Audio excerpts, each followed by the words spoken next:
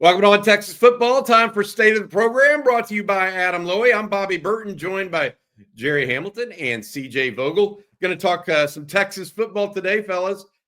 First, let's start off with what exactly is going on behind the scenes right now at Texas. I'll give you a little summation of where we're at.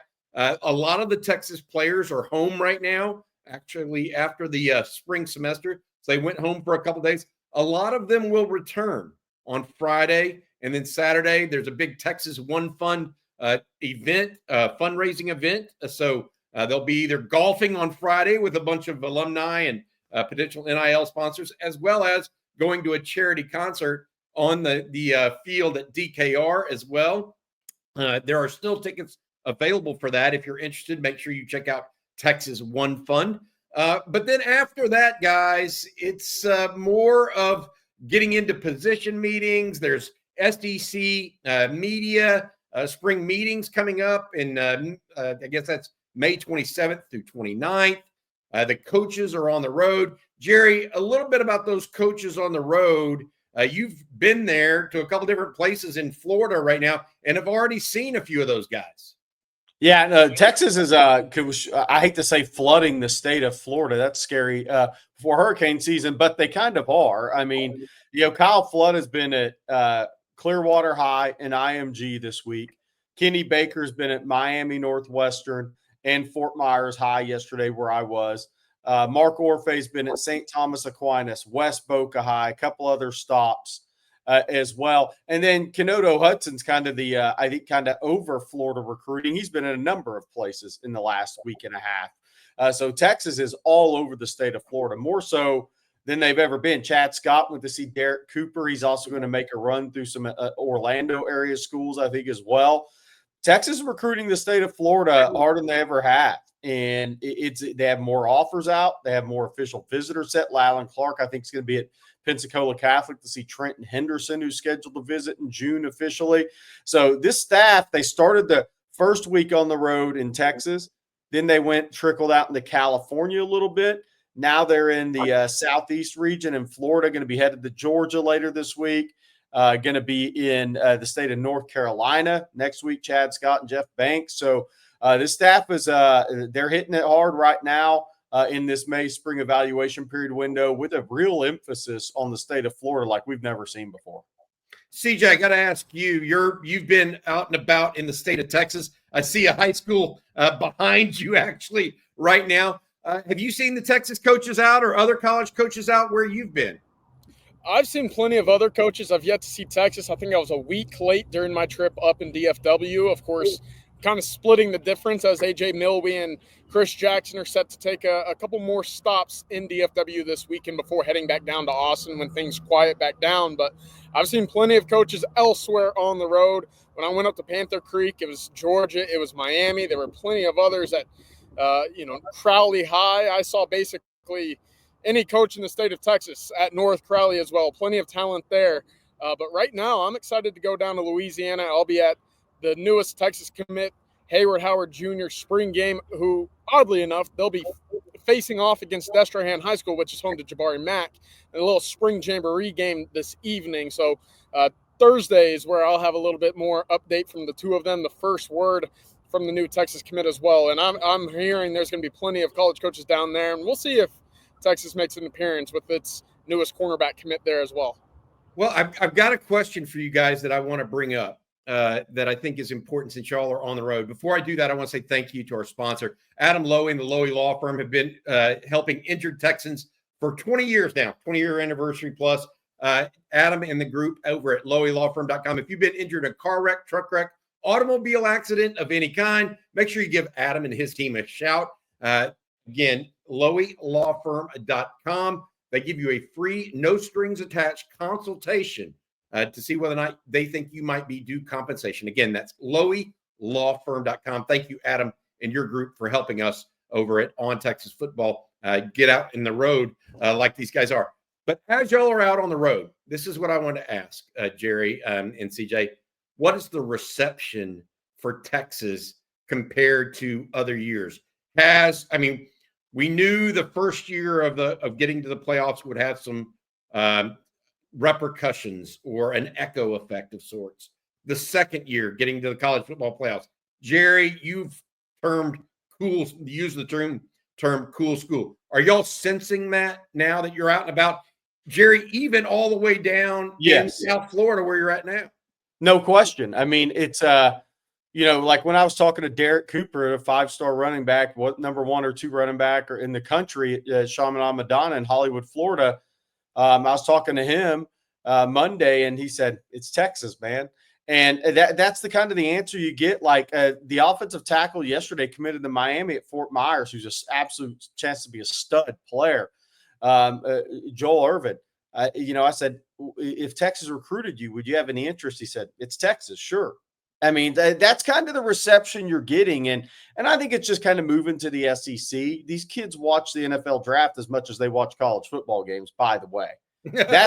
I mean, they really do. These kids are on their phone watching 2-minute highlights of college football. They're locked in watching the NFL draft.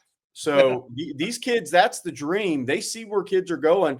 So, yeah, I think Texas is getting in Florida, and I lived down here 6 years when you wouldn't hear the term Texas. You wouldn't hear Texas, not in football. But now these kids they all want to go see what Texas is about. And that's a really good place to be for the Texas program, because that's when you get great evaluations, is when you get more of these kids to campus multiple times.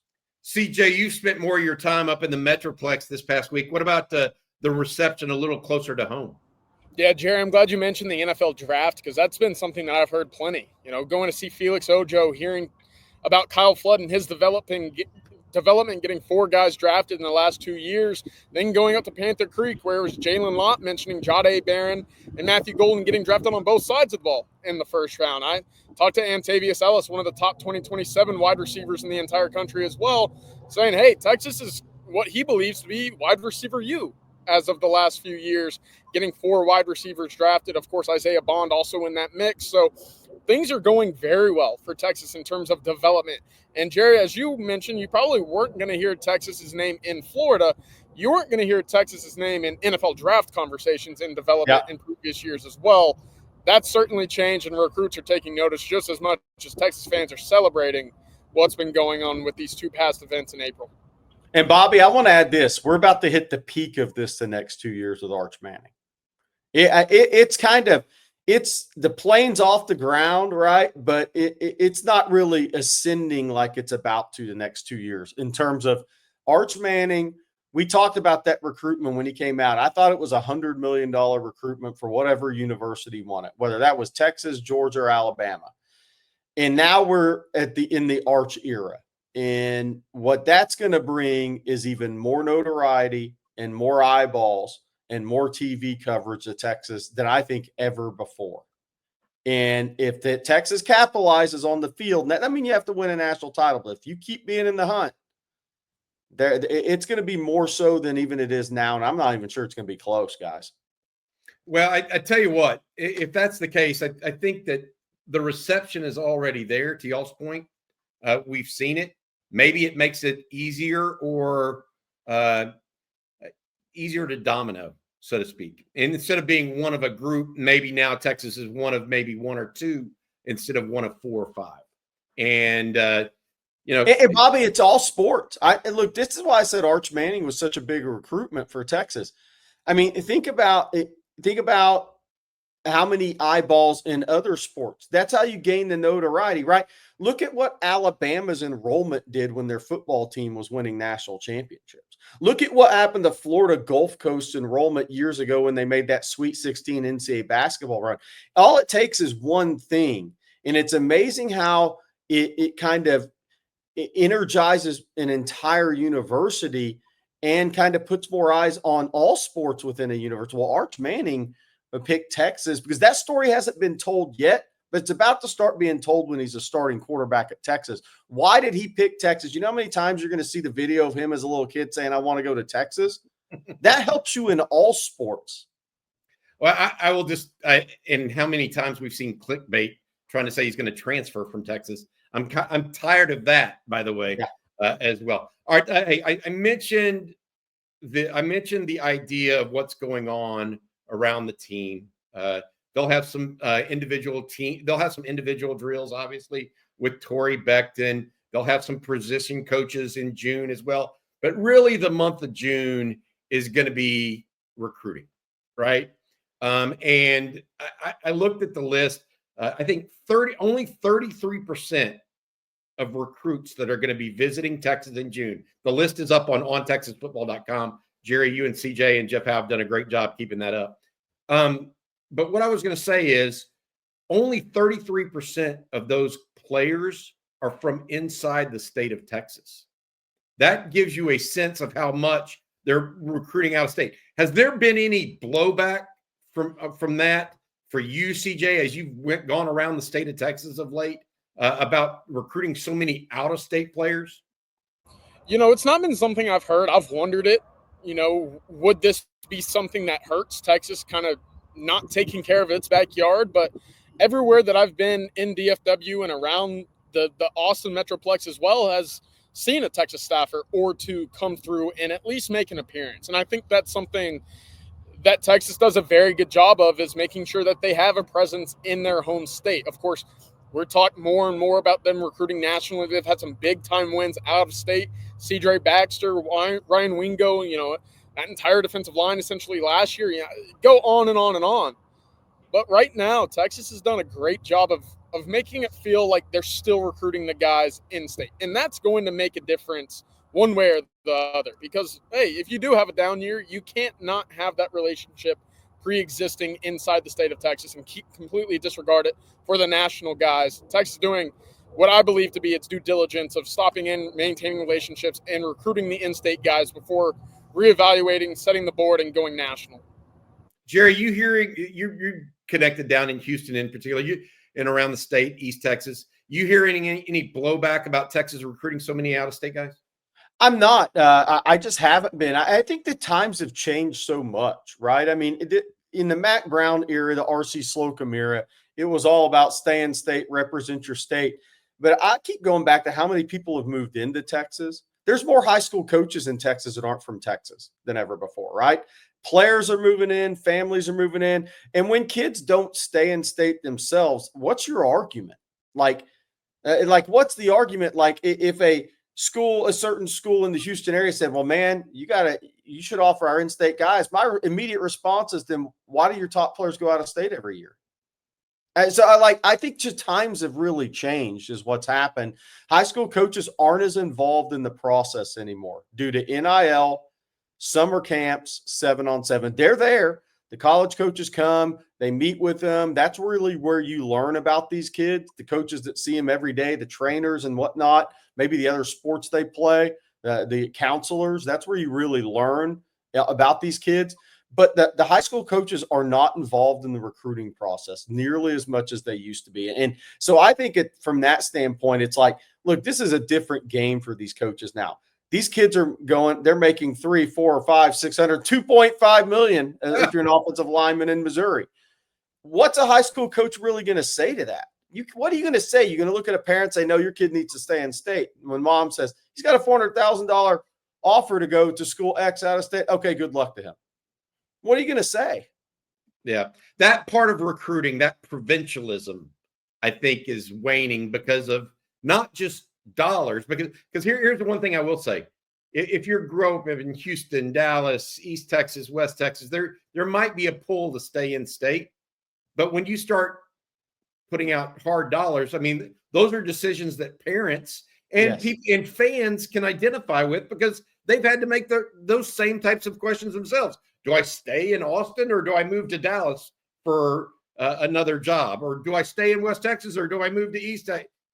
You have to make those kind of decisions. And I think adults can understand that. I think it's definitely one of those things that the provincialism of in-state versus out-of-state is kind of leaving the recruiting vernacular to some reason, and to some standard. And I would say, again, as of right now, roughly only 33% of players that are visiting Texas in June, making official visits, are from the state of Texas, at least go to high school in Texas. Now, Bobby, I want to add one other thing to that too, because so many kids are moving around nowadays.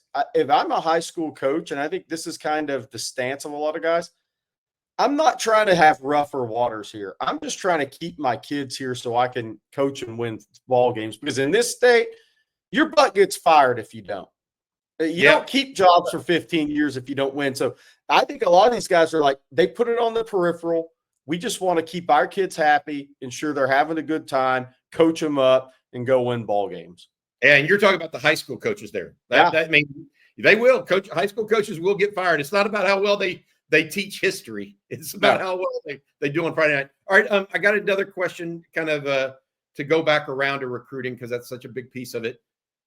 There's work left to do in recruiting. Obviously, we know that they don't have as I think 6 commitments now. Texas is at. There's a lot of work left on to actually get commitments. But what is the work left to do right now for Texas coaches that are on the road? I mean, are there big visits that they still got to get set up and lined up? What are the things that they're trying to do right now and accomplish? CJ, I'll start with you. Well, for me, it's about finalizing some of those big official visits. Gerry, you were down in Florida. You got to talk to Derek Cooper. We saw Chad Scott meet in with Derek Cooper on Monday evening. He posted the photo Tuesday night for an in-home visit. Finalizing those official visits, making sure that these guys find a way to campus. And, of course, we've seen a slew of offers extended to the 2026 class. Who of those guys become targets to make it in-season official visit, a summer unofficial? What might that timeline be for a few of those cats as well? But all in all, I think Texas is full steam ahead towards those officials in June.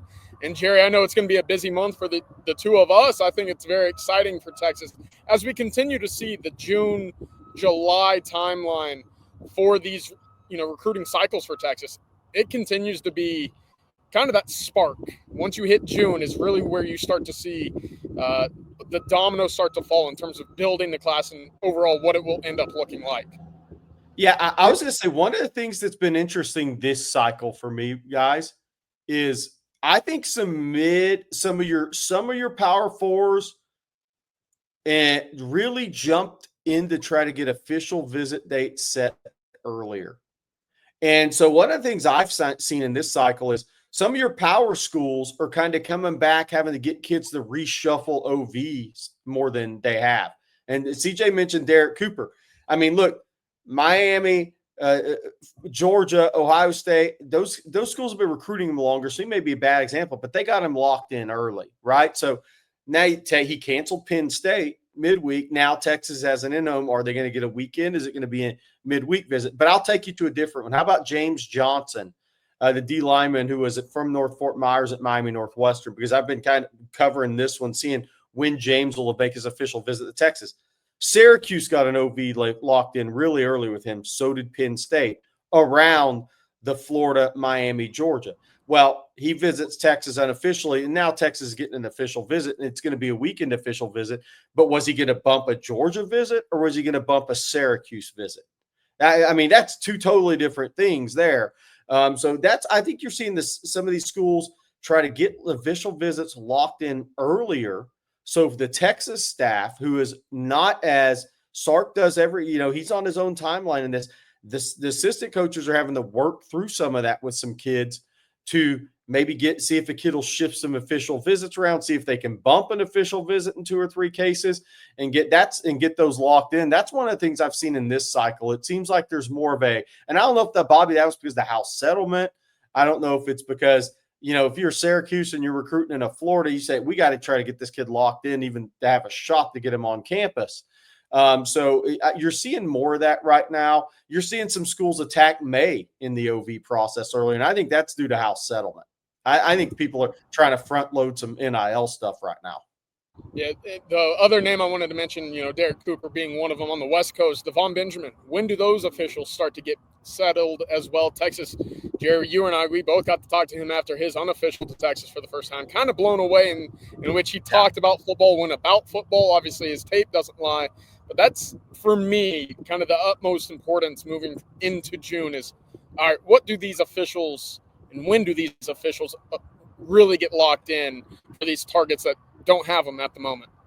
Hey, CJ, I got to ask, where are you at right now? Because the weather has not gotten better for you when we started this video.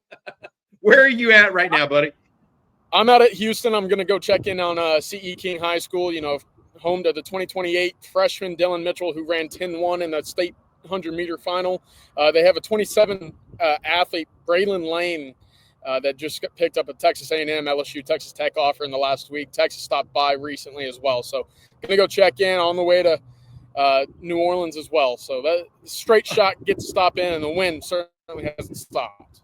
You're crisscrossing the state of Texas, CJ. Thank you so much for stopping in. And that's been this week's State of the Program with Gerry Hamilton and CJ Vogel. Thank you again to our friend Adam Lowy and his sponsorship of On Texas Football. Reach out to Adam in the group at loweylawfirm.com. If you've been injured in a car wreck, truck wreck, automobile accident of any kind, from an ATV to an 18-wheeler, Adam and his group will give you a free, no strings attached consultation. Again, loweylawfirm.com. 20-plus years now in business for Adam and his group. Congratulations, Adam. Gerry, CJ, any final thoughts before you let folks go? I do. I want to hit a basketball thing real quick. This is the live period. This is the time where Sean Miller and his staff can get out this weekend, starting tomorrow, and watch AAU tournament. So this is big week coming up for basketball. They've been on the road seeing some kids at high schools, but this is your one live period week of this cycle before July. So this is the first time Sean Miller and his staff, wearing the Texas gear, go out to AAU tournaments and make their presence known. So expect some new offers in 26 and 27 to be going out on hoops. Jeff Howe and I are going to come back with a basketball show next week after the AAU live period and update the roster and things such as that. CJ, anything final from you, buddy? Yeah, one nugget on the diamond. It sounds like this might be the weekend where Mac Ballou makes a return to the lineup. Of course, Texas desperately needing some sort of spark in the lineup after just 17 runs in the last 6 conference games. So if he provides to be any sort of that Big 12 player of the year a year ago back into this Texas lineup, that's a big boost going into postseason. Yeah, Texas baseball losing 5 of their last 6 in conference play, but still holding a 2-game lead in conference. They ended the season, the regular season this weekend by playing Oklahoma in a 3-game set. Texas wins 2 of 3. They win the conference title in baseball in the SEC regular season in their first year in the SEC. Again, Texas doing extremely well in all sports in this first year in the SEC, likely going to win the all sports trophy, not just for the SEC, but the Director's Cup for all conference sports. All right, that'll do it. We'll be back a little bit later today with a live stream. Gerry and CJ, thank you all so much for your time. That's been this week's State of the Program, and thanks again to our friend Adam Lowy, and thanks to all of you for watching On Texas Football. Welcome.